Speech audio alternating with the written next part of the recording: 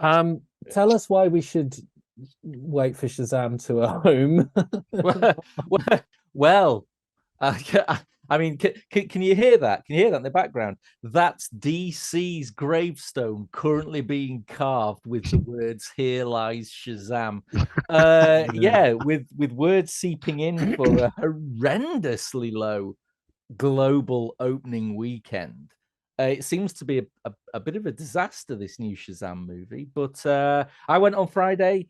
I I quite enjoyed the first one. I Mm. thought the first one was very successful in its Superhero big. light-heartedness. Yeah, Yeah. superhero big. It was good. Superhero big. Uh, it starts.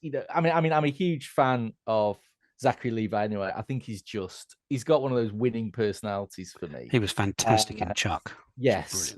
Brilliant. And so, it was goofy, it was light-hearted, it was funny, it was witty, it was irreverent.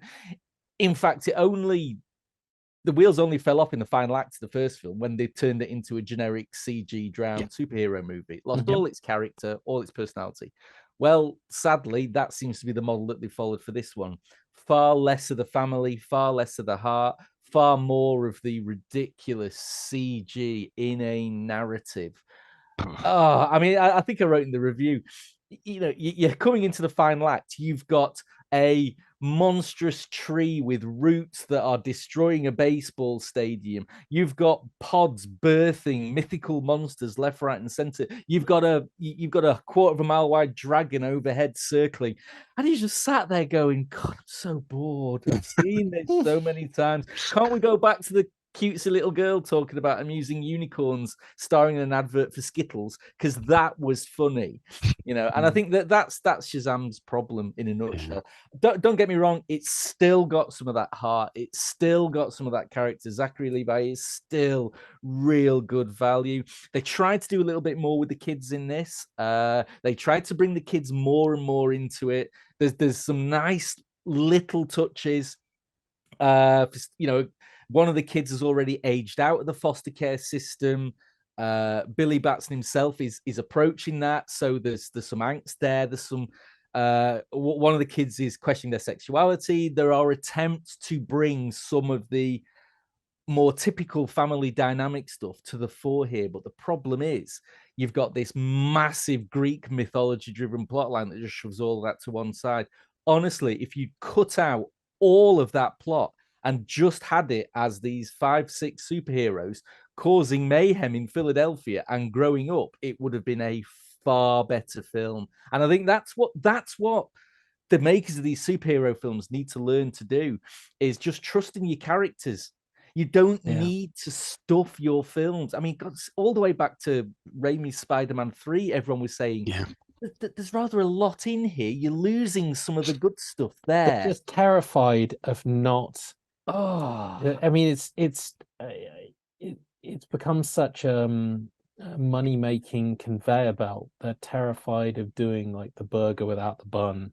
yeah, I think yeah, it's just and which I get, and but sure, I mean, if there is one good thing to come out, if Shazam really does die on its arse terribly, the one good thing hopefully to come out of it is that someone, James Gunn, I mean, I'm sure he's already doing it. Whatever his plans are for the new DCU, and you're right, Shazam feels very oddly positioned now. I mean, if you thought the cameo in the end credits of Black Adam now feels slightly, out of place, you wait and see who pops up in this one for you to go, "Hey, what? What's all? What?" Yeah, so it feels very much out of place. But I'm hoping that James Gunn will listen to some of the criticism and and in all honesty, just dial it back. It sounds anachronistic, it sounds weird in your big superhero movies, but just give us just give us the superhero and the characters. It's the yeah, characters Mm. that have endured.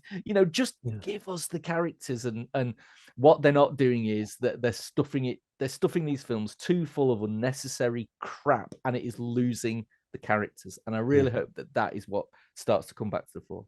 But yeah. it was, if you like the first one, it's worth seeing it on a streamer when it comes to it. It's still got some of that good fun, but it's just not as good as the first film. That's what every $200 million Blockbuster wants to hear. If you like the first one, it's worth seeing on streaming for There you free. go. Yeah, that's Yep. your tagline right Well, there. well, that's their fate now, isn't it? Because how many people, just go to the review thread. How many people are saying, "Yeah, I'll catch it on streaming"? Well, do you know what? That's the fate. If they don't book their ideas up and start making better films to get us back into the cinema, that's what people are going to do. Yep. And they're going to suffer. So, be it on their heads. It'd be interesting to see what better films means to them now. Well, I mean, the scary thing is Flash is going to come along next, and Flash is everything opposite to what I've just said, but it looks absolutely amazing. And Tom Cruise says it's the new savior of cinema. So what do I know? Yeah, but it can't be really the savior of cinema, because whatever Flash is, it's not James Gunn's Flash. No. So it's going to be the end of an era. It's going to be a bit like when people jumped all up and down on Zack Snyder's Justice League. However much some people liked it, and however much most people thought it was better than the previous Justice League, the reality is it was just the end of that era. Very, very true. How many people would be as interested now about the Flash if it simply didn't have Michael Keaton in it? Take Michael Keaton out of it, would the world be losing their collective balls about it? Probably not.